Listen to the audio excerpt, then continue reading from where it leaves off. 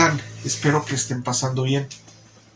Reflexionando acerca de la pandemia, soy el doctor Roberto Alfonso Suástegui Román del Instituto Nacional de Neurología y Neurocirugía. A lo largo de todo este tiempo, México y todos los demás países del mundo se han venido comparando acerca del número de fallecimientos y del número de infectados. Estos dos números nos hablan acerca de cómo vamos y de cómo probablemente vayamos a estar en el futuro próximo. Como les había mencionado en otras ocasiones, la evolución de la pandemia en México es hacia la mejoría, y les decía que vamos bien. ¿Cómo sabemos que vamos bien en nuestro país? Es malo compararnos con otros países, pero siempre reflexionar acerca de cómo les está yendo en otros lados. ¿Cómo nos está yendo en México? Hasta la semana pasada había aproximadamente entre 500 y 800 fallecimientos por día y más de 7,000 u 8,000 infectados por día. Actualmente, en esta semana, el número de fallecimientos ya está por debajo de 500. Inclusive, el fin de semana estuvo por debajo de 300. Y también el número de infectados está por debajo de 5,000 por día. Que si bien no son cifras espectaculares y podemos lanzar las campanas al aire, sí estamos mejor, o si lo quieren ver de una manera pesimista, estamos menos peor que en semanas pasadas. Esto es alentador. La otra manera en que nos damos cuenta que no vamos tan mal es el cambio de coloración en el semáforo de muchos estados. A saber, 16 estados de la República actualmente ya están en semáforo amarillo. Como les comentaba también hace algún tiempo, para dar el color de cada uno de los estados se toman varios parámetros. A saber, se toman 10 parámetros para decir si un estado está en amarillo o en otro color. Estos estados que actualmente están en amarillo probablemente en unos 15 días pasen a verde, igual no todos, pero un gran número. Dentro de los parámetros que se están tomando, dentro de estos 10 parámetros, seguramente los principales es el número de fallecimientos que tienen en su estado, el número de infectados y el número de camas ocupadas por la enfermedad de COVID. Si hemos venido evolucionando y cambiando de colores desde el rojo hasta el amarillo, quiere decir que la evolución de la enfermedad en México a lo largo de estas semanas ha venido disminuyendo. Sin embargo, no tenemos que relajarnos ni dejar de preocuparnos, porque también tenemos que aprender como lo que ha pasado en otros países. Actualmente hay rebote en países como España, como en Francia y en algunos lugares de Italia.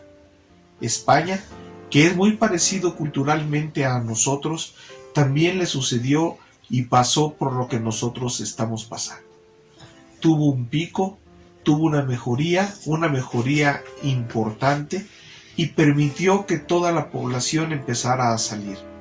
Los habitantes españoles, lejos de preocuparse por cuidar la sana distancia y todos estos parámetros que ya conocemos, empezaron a relajarse y hoy día están sufriendo una recaída con aumento del número de fallecidos y también con un aumento del número de infectados. No queremos que eso suceda en México. Aprendamos pues en cabeza ajena. La vacuna todavía falta mucho para que venga. Si ustedes están en semáforo amarillo y les permiten hacer reuniones, pero la pueden evitar, evítenla. Si pueden evitar ir a reuniones sociales o pueden evitar inclusive ir a su lugar de culto, dependiendo de la religión, y lo pueden evitar, evítenla. Mientras más precavidos seamos, menos posibilidades vamos a tener de recaída. Algunas autoridades de salud, y con justificación, nos han advertido que probablemente en el mes de noviembre y octubre tengamos los picos de una probable recaída. ¿Por qué? Porque va a ser frío en algunas entidades de nuestra República Mexicana y también vamos a tener que enfrentar otro virus, que es el virus de la influenza. La recomendación es que si usted es un paciente o una paciente de riesgo, se debe de vacunar contra la influenza. Hay muchos lugares donde es gratis, en el Seguro Social, en su clínica del ISSSTE, inclusive en Salubridad, se están aplicando estas vacunas para la influenza gratis. ¿Cuáles son los pacientes o las personas que se deben de aplicar estas vacunas? Los mismos que ustedes ya conocen, los que somos factores de riesgo, las personas mayores de 60 años, los hipertensos, los diabéticos, los que padezcan alguna enfermedad crónica, las mujeres embarazadas, son los principales personas que tienen riesgo de infectarse con influenza. No es improbable, poco frecuente quizás, que se padezcan las dos enfermedades al mismo tiempo. Pero si no tenemos la vacuna de la influenza y la sintomatología de COVID es muy parecida a ella en las primeras fases, entonces no sabemos por dónde atacar. Recordemos pues que para la influenza ya tenemos medicamentos y también tenemos vacuna. No desaprovechen la oportunidad aquellos que son factores de riesgo para vacunarse contra la influenza.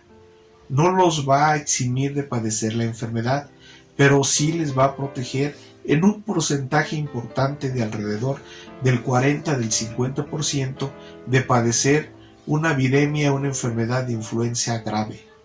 Por eso, vacúnense, y más si la vacuna es gratis. Tenemos que unir fuerzas, tenemos que cuidarnos. El siguiente reto que vamos a tener es enfrentar los meses fríos. Octubre, noviembre, diciembre, enero, hasta que quizás tengamos ya la vacuna. Por lo tanto, cerremos fuerzas y suerte.